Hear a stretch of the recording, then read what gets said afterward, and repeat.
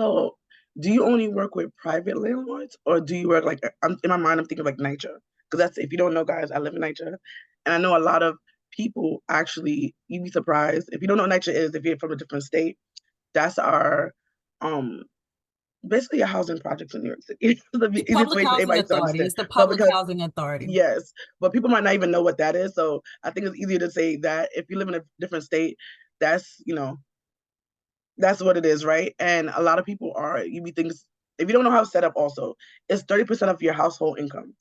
So whoever's working in the house, I won't say under over 18, working in the house, they take that income from the people who live there and they average on how they think you should be paying your rent, which honestly, that system is very helpful.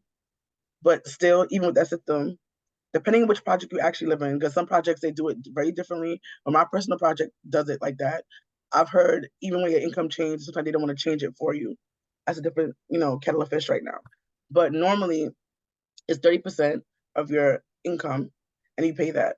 Even with that being so low compared to an average person in your area, um, rent, people still fall behind. Do you guys take care of people like that? Or because sometimes with some projects they don't want to do stuff with NYCHA because of how it is. So do you guys also work with NYCHA residents or is only people outside of those systems? Yeah. Right now, NYCHA is not participating in this program. Okay. Um, not the units owned by NYCHA, because you talked about Section 8, right, earlier, and the Section 8 wait list opening up. And that wait list also goes through NYCHA. So Right. that's separate than what we're talking about. Okay. So a landlord who is participating in that Section 8 program Right. to possibly participate in this program, because those units are in like private housing, as you talked about.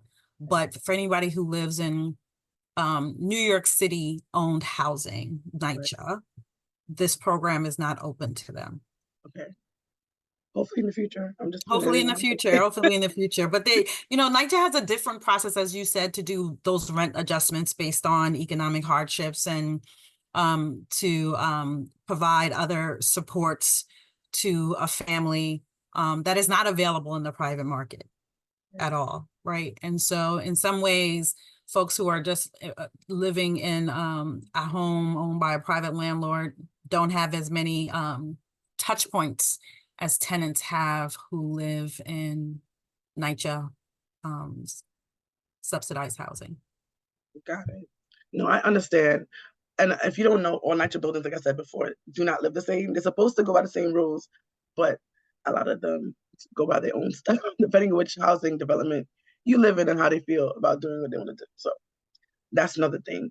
Do you, I know you're saying, example, if a family is in their home and the reason why they're not paying rent, which I feel like it's a very gray area, is because something in the apartment is not fixed properly. Do you guys first pay the rent, or do you make sure that problem is resolved before you pay rent to help with that situation? Yeah, so what you're talking about is if someone has like a repair issue, Right, and that they're saying, I don't want to pay my rent until this repair issue is addressed. And right, the service coordinator would try to like interface between the landlord and the tenant on that issue, right? To see if there's some resolution that can be reached. But ultimately, we want to maintain the housing to the extent that we can. So if there's an eviction action that's been filed, right, the warranty of habitability, the fact that there's a repair issue is one of those defenses that a tenant can raise and the court can consider it and all of those things. And so to the extent if those issues are apparent, then, the service provider will try to support the tenant and interface as much as possible. got it. It sounds pretty good actually. Which I think people don't think about that also. People just sometimes don't pay rent because of those kind of reasons. So Yeah, and they always recommend, again, if you go and get the legal guidance, because many years ago, before I went into the world of policy and legislation, I was a public interest lawyer. I was one of those lawyers that represented folks who were going through an eviction action and other supports. And if somebody had a repair issue and they said, look, the landlord is not correcting this issue and I don't want to pay them for living in poor conditions. Right. The recommendation is for people to take that rent money and put it in an account and do not Yes. touch it, so that when the issue is addressed, you're responsible for paying rent. Right. And so you should have that money to pay the rent. Right. So, right. And if you do that, then, it's a win-win. You get your repair issue addressed, and then the landlord collects the rent. Right. That's one thing, like, if you don't pay it, you end up spending all that money, then you also still kind of screwed. So it's always best to put it away and don't touch it. Just act like it's not even there, and then wait till it's done, and then you pay your money, which makes plenty of sense. If a landlord is listening right now and wants to opt their building actually into your program, how would they be able to do that? Yeah, If they they can wanted to? call Enterprise Community Partners or email us. We're enterprisecommunity.org, and say you're interested in learning more about our Home for Good program and how you can participate, and someone will be in touch. Okay. So you said also that you are doing people with who have Section 8 who are in those private owned buildings. That it Are is you open doing? up to landlords, yes. Yes. That means you also do other, I would say vouchers like city FAPS. Well, it wouldn't probably be FAPS, but city FAPS, soda, those vouchers also, or just only that? Yeah, and if a landlord who has property and he's taking those vouchers and supporting tenants in there, again, the idea isn't to target particular vouchers, is to say for a landlord, do you have tenants that could be assisted? And Right. would you be willing to work with the service provider? And what the landlord is agreeing to is that they're not going to file an eviction action, that Right. they're going to have the service provider try to interface with these tenants and get the arrears addressed. And they do that rather than filing an eviction action. And the reason why we think this approach works is because there's cost that the landlord has to pay whenever they file for an eviction action. They have to have attorneys, or they're doing it themselves. It's time, it's money, it's filing fees, it's the whole waiting, and that connecting to services is cheaper. It's Right. cheaper than filing for an eviction action. And so the landlords who participate in this program agree that they're not going to file eviction actions, and they're going to let the tenants who need support get that support, with the idea of hopefully the rental arrears get addressed. That makes total sense. Another thing, because I'm thinking about also like the tenant. Do the tenant have to be? Do you looking for paperwork from them, or is everything only taken from the landlord side? Like, do they have to be a certain income bracket, have a certain amount of kids, or things like that? Because people might want to know. Yeah, we haven't looked that far yet to determine what kind of tenants are going to come before us, All right. right? And so, like, if you're thinking about what are some of the ways to resolve the rental arrears, it's could be easier to say that the tenant has the money, the income to pay the rent, but more often it's a matter that the tenant may need some support.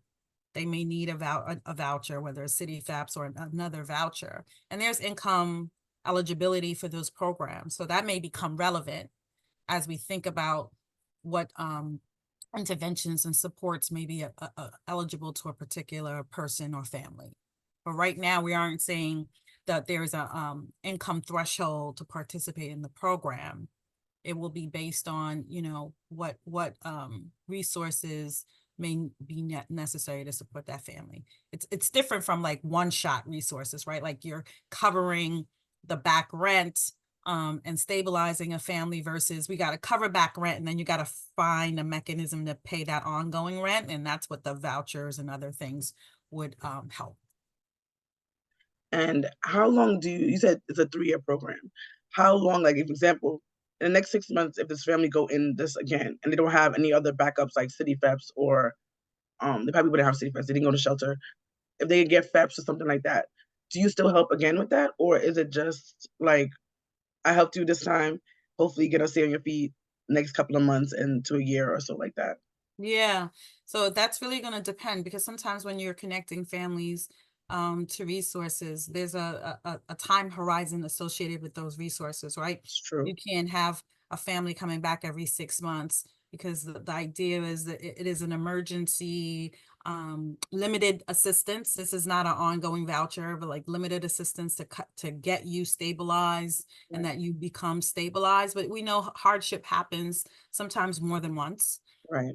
And so again, it really kind of depends on what interventions are made available to a particular family and if there's a time horizon associated with it.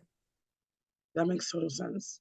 And eviction costs, from what I understand, is very high. So I've, I've been through the eviction. I never paid anything. Is the person who evicted me had to pay for everything. So I definitely understand. I was happy to go. I'm so happy. But I definitely understand how this would be a way to keep costs down for the landlord, so they don't have to take those out of pockets, basically using their rent money to go to a court and to waste their time going through the whole process. So this definitely is helpful to be able to make sure they can still keep the lights on, the water on in the building. I think it's also things people don't think about when we don't pay rent, especially if it's a smaller landlord. Other things cannot happen. They can't fix things. They can't pay for water. They can't pay for light. These are things that actually affects you in the long run too, because you need the water, you need the light. Right. So it's good that we can help all people. And I think a lot of times, a lot of programs are just like tenant focused a lot. I feel like this is landlord focused to help them to make sure that we can make sure people have proper homes to live in. So I think it's a win-win for either side.